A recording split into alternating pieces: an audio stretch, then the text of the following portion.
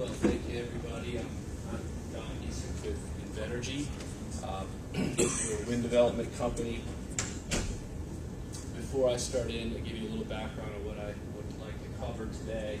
I just want to thank Alex and Courtney for their hard work to bring this program together, and certainly the other folks that have come in from out of town.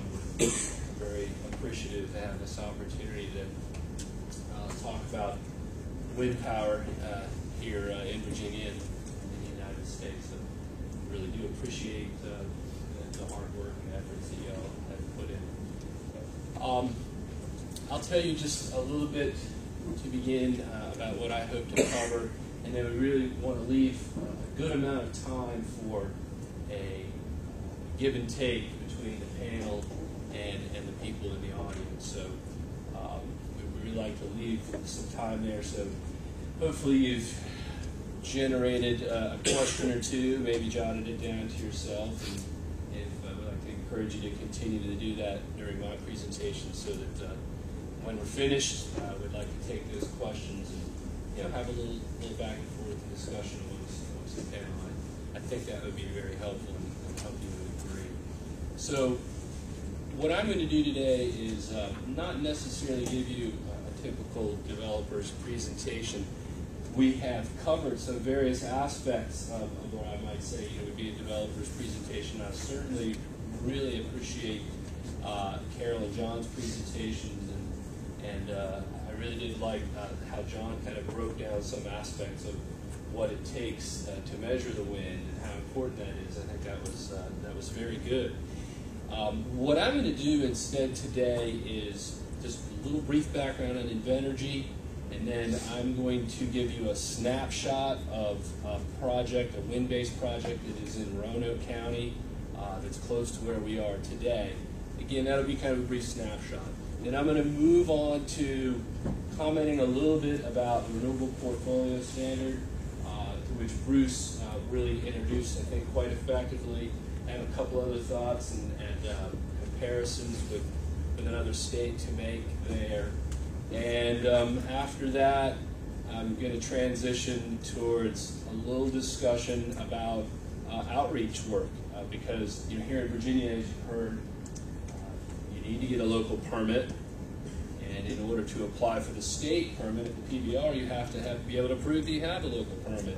So there are opportunities for outreach and for working in local communities that I think are very important, if not in some ways unique in Virginia, that I'd like to talk about, and hopefully maybe draw out some thoughts from some of the people that are here today that have done excellent work in that realm to help your consideration of those important topics.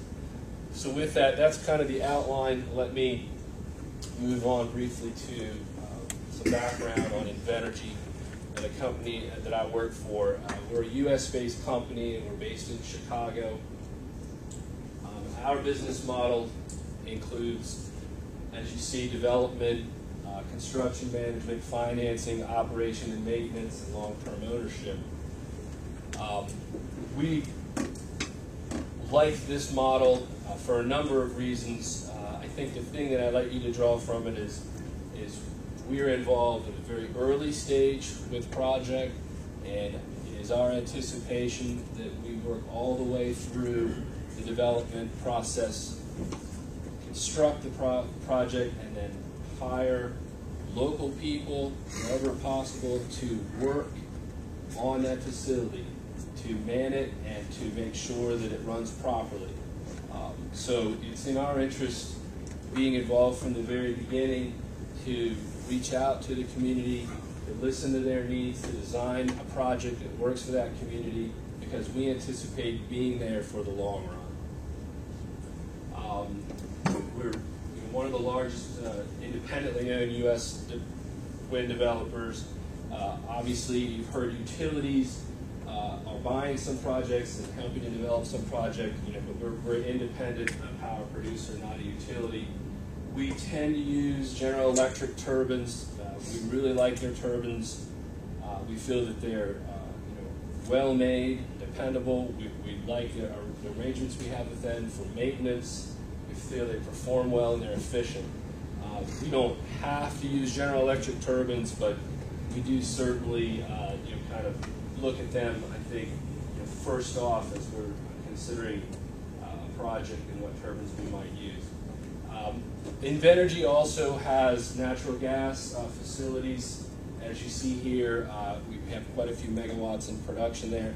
And we're also doing solar work, grid-connected solar primarily. We've got a couple projects in the development stage, and we're looking to use some newer technology that General Electric is perfecting. But we're looking, in the 5 to 20 megawatt interconnected solar projects. We have one that's at a fairly advanced stage right now in Illinois, and we're looking at some other areas here in the East Coast for similar sized solar grid interconnect projects. This map illustrates where some of our facilities are. I would just draw a general observation for you. We've built over 20 wind farms. We have them in a lot of different locations. We've worked in desert type locations. We've been close to wetlands in the upper Midwest and even in upstate New York. We have projects that are built on ridge tops, and we're continuing to look in those different sort of physical environments at projects. Of course, every state has the different political and policies that we have to be familiar with and have to understand. But likewise, not only in terms of implications for environmental permitting and a variety of species you might find in different locations, but also there are engineering challenges that are different when you consider a project that may be near a wetland type area as opposed to a ridgetop project. So we have experience in those different arenas, if you will.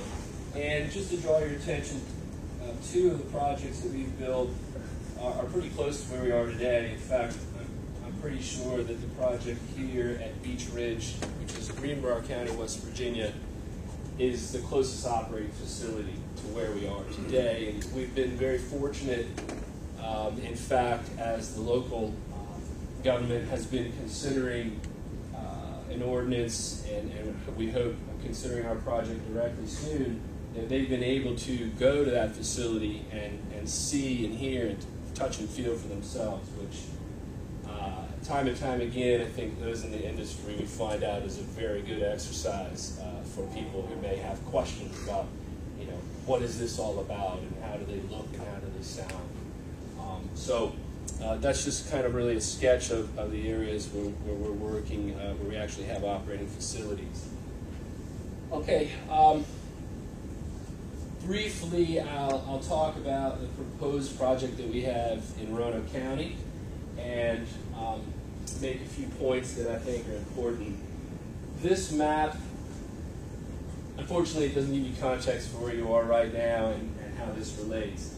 Basically, if you were to walk out the building and over the closest bridge, if you were to position yourself properly, you could find a way to look through a couple of the buildings in the approximate direction of this proposed project.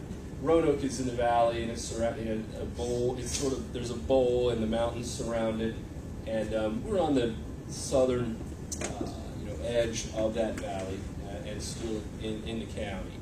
The county line is right here. The next county over, right here, at this point, is Montgomery County. So as you travel that way, Blacksburg is in that direction. But I thought it would be better to look closely at the area rather than give a broader scale view, because this really can illustrate a couple of, I think, the important points. First of all, we're proposing 18 turbines on this site, and we're proposing further that they're General Electric turbines of 2.5 megawatt turbines.